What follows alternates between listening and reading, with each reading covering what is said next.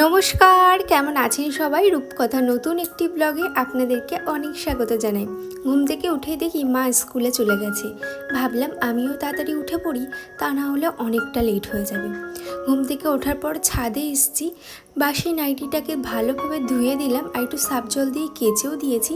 আর মা দেখলাম সমস্ত জামা কাপড় কেচে দিয়েছি, যেহেতু আজকে আম্বুবাজি ছেড়েছে। তারপরে গাছে জল দিলাম, ফ্রেশ হলাম আর এখানে একটু এলাচ দিয়ে দুধ চা বানিয়ে খাচ্ছি। আর অনেক দিন পর এরকমভাবে এলাচ দিয়ে দুধ চা বানাচ্ছি। সেই লাস্ট কবে বানিয়েছিলাম আমার নিজেরই মনে নেই। চা করছিলাম আর তার মধ্যেই দেখলাম মাম্মাম উঠে পড়েছে, তাই মাম্মামকেও ফ্রেশ করে দিয়েছি আর মাম্মামের জন্য দুধটা গুলে এনেছি। তো ও বলছে যে এখন খাবে না, একটু পরে খাবে। তো ভাবলাম আমি চাটা শেষ করি, তারপরেই ওকে খাওয়াবো। খাওয়া দাওয়া শেষ করে বিছানাটাও তুলে নিলাম। আর এদিকে মা কিনেছিল চেলা মাছ, আর এই চেলা মাছটা খেতে আমার প্রচণ্ড ভালো লাগে, কারণ বড় চেলা মাছ খেতে কিন্তু অনেকটা ইলিশ মাছের মতন লাগে। সেই জন্য ভাবলাম এই চেলা মাছগুলোকে ঝাল করব। জানি চেলা মাছের ঝাল খুব একটা ভালো লাগে না, তবে চেলা মাছ দিয়ে যদি বেগুন আলু বড়ি দিয়ে ঝোল করা যায় তাহলে কিন্তু বেশ লাগে। তবে ভাবলাম আজকে একটু ঝাল ঝাল খেতে ইচ্ছা হচ্ছে, সেই জন্য সর্ষে দিয়ে আর কাঁচা লঙ্কা দিয়ে ঝাল করব। মাছগুলো এখানে ভাজা হয়ে গেছে, মাছগুলোকে তুলে নেব। স্বর্ণালী আক্তার আমাকে কমেন্ট করেছিল যে আমার মা কি কোনো স্কুলে জব করে। তো হ্যাঁ, আমার মা ICDS স্কুলে রান্নার জব করে, খিচুড়ি রান্নার হেল্পারের যে কাজটা ওটাই করে। অনেকেই আমার কাছে কোশ্চেন করেছিলেন যে দিদি আপনার মা কি জব করে। তো আমার মা ICDS স্কুলে জব করে। আমি যখন ক্লাস 8-এ পড়ি তখন কিন্তু আমার মা এই চাকরিটা পেয়েছিল। আর এই চাকরিটা পাওয়ার পর থেকে কিন্তু আমি খুব ভালোভাবে একটা লাইফ লিড করেছি। সত্যি কথা বলতে আগের যে পরিস্থিতি ছিল তার থেকে অনেকটাই ডেভেলপ করেছিল আমার মায়ের এই চাকরিটা পাওয়ার পর। অন্য দিন কি হয়, আমি যখন আপনাদের সাথেও ভয়েস ওভারে কথা বলি তখন আমি আলাদা আর একটা ট্যাব হোক ফোন হোক আমি সাথে নিয়ে তারপর আপনাদের কমেন্টগুলো পড়ি আর আপনাদের প্রশ্নের উত্তরগুলো দিতে থাকি। তবে আজকে কিন্তু দুটো ফোনই আমার হাজব্যান্ড অফিসে নিয়ে গেছে। আর যেহেতু আমি আজকে সকালে ভয়েস ওভার করছি সেজন্য আমার কাছে কোনো রকম এক্সট্রা ফোন নেই। তবে আপনাদের কমেন্টগুলো কিন্তু আমার মনে আছে কিছুটা। তো কমেন্টগুলো বলছি, আজকে আর কারোর নাম আমি বলতে পারছি না, কিন্তু কমেন্টগুলো আমার খুব ভালোভাবে মনে আছে। আর একটা দিদিভাই আমাকে কমেন্ট করেছিল যে আমার বাবা কোথায়, আমার বাবার কথা কেন আমি আগের ব্লগে বলিনি। তো আমার বাবা রয়েছে ফারাক্কায়, তো সেখান থেকে বাবার আস্তে আস্তে প্রায় 2-3 মাস লাগবে। তবে আমি এখন আপনাদের সাথে কথা বলছি, আমি এখন শ্বশুরবাড়িতেই আছি। একটা বিশেষ কারণে আমি আবার শ্বশুরবাড়িতে চলে এসেছি, আর বাবাও কিন্তু বাড়িতে এসছে। তো 2 দিন পর বাড়িতে যাব, তখন আমার বাবাকে আপনাদের সাথে পরিচয় করিয়ে দেব।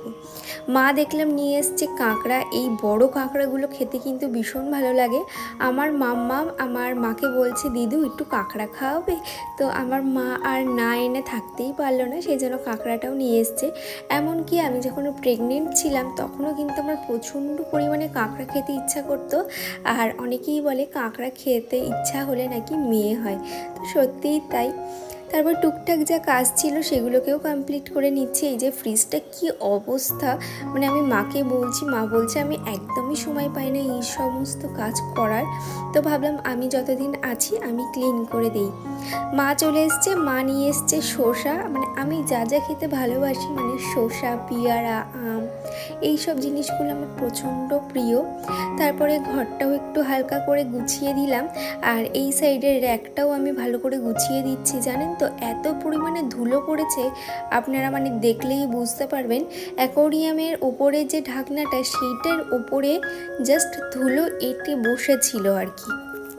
আর একটা দিদিভাই আমাকে কমেন্ট করেছিল যে দিদি তুমি কি ভিডিও এডিট করার সময় ফুল ভিডিওটা একেবারেই এডিট করো? হ্যাঁ, আমি একেবারেই এডিট করি।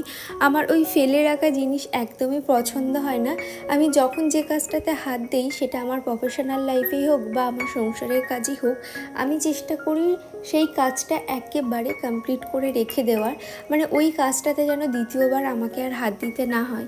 সেই জন্য আমি চেষ্টা করি সবসময় ভিডিও এডিট করা থেকে থাম্বনেল বানানো, আপলোড করা, ভয়েস ওভার করা, প্রত্যেকটা কাজ পার্ট টু পার্ট আমি টাইম হাতে নিয়ে বসে সমস্ত কাজ আমি একেবারেই কমপ্লিট করে রাখার চেষ্টা করি। আমাদের বাড়ির সামনেই যেহেতু সানের ঘাট, সেজন্য মা ওখানে গিয়েছে জামা কাপড় কাচতে। বেশ কিছু বাবার জামা কাপড় ছিল, সেগুলোই মা কাচবে। তো আমি ভাবলাম এই ফাঁকে আমি স্নানটাও কমপ্লিট করে নিই। একটা স্ক্রাব অ্যাপ্লাই করলাম, ভীষণ ভালো। আর এখানে কথাটা এতটাই স্পিড হয়ে গেছিলো যে পরে আমাকে আবার ভয়েস ওভার দিতে হলো। আর এই যে আমি এখানে বলছিলাম যে সমস্ত কাজ আমার কমপ্লিট হয়ে গেছে, ঘরটা ক্লিন করাও কমপ্লিট হয়ে গেছে। মা আর মাম্মাম আমার জন্য অপেক্ষা করছিল। আর এই সাইডে যে বাঙ্কারটাও আছে, সেই বাঙ্কারটাও পরিষ্কার করতে হবে। এইগুলোই আমি বলছিলাম। তবে আমি যখন এডিট করছিলাম তখন কিভাবে এই কথাগুলো স্পিডে হয়ে গেছে। তারপরে দেখুন আমাদের বাইরের পরিবেশটা কত সুন্দর। দুপুরবেলা খাওয়া দাওয়া করার পর বিকেলে মা গিয়েছিল দোকানে, আর মাম্মামের জন্য নিয়ে এসছে একটা ললিপপ, আর মা নিয়ে এসেছিল ফুচকা। আর সেটাই আমরা সবাই মিলে এনজয় করে খেলাম। রাতের জন্য হবে ঘুগনি, তার আগে খেয়ে নেব চা। অনেকেই আমার কাছে জানতে চেয়েছেন, দিদি আপনার কি মনিটাইজেশন অন হয়ে গেছে? হ্যাঁ, আমার মনিটাইজেশন অন হয়ে গেছে, তাও আবার 2 মাসের মধ্যে। অনেক দিদিভাই আমাকে কমেন্ট করেছেন যে দিদি আপনি কি এখনও ফার্স্ট পেমেন্ট পেয়েছেন? না, ফার্স্ট পেমেন্ট আমি এখনও হাতে পাইনি, তবে খুব তাড়াতাড়ি পেয়ে যাব। আমার প্যান কার্ডটার জন্য একটু সমস্যা হচ্ছে। প্যান কার্ডটা হয়ে গেলেই আমি ব্যাংকের অ্যাকাউন্টটা করব, তারপরে আশা করছি খুব তাড়াতাড়ি আমি আমার প্রথম পেমেন্ট সেটা আমি হাতে পাবো। এবং আপনাদেরও আশীর্বাদ আছে এতে, আর আপনাদের অনেক অনেক সাপোর্ট আছে। আপনারা যদি রূপকথাকে এত ভালো না বাসতেন তাহলে কিন্তু রূপকথা এই জায়গাটাতে আসতেই পারত না। আমার মনে হয় এই যে আমার 4000 ফ্যামিলি আছে, তো 4000 ফ্যামিলির মানুষ যে আমাকে চিনছে, আমাকে জানে, 4000 মানুষ আমার সাথে কানেক্ট আছে, এটাই আমার কাছে অনেক। 4000 মানুষের কাছে আমি পৌঁছাতে পেরেছি, এটাই আমার কাছে অনেক। এবং এটা আমার একটা ভালোবাসার জায়গা। তাহলে চলুন, রাতের টিফিনও হয়ে গেছে, আজকের মতন এত দূরই, টাটা।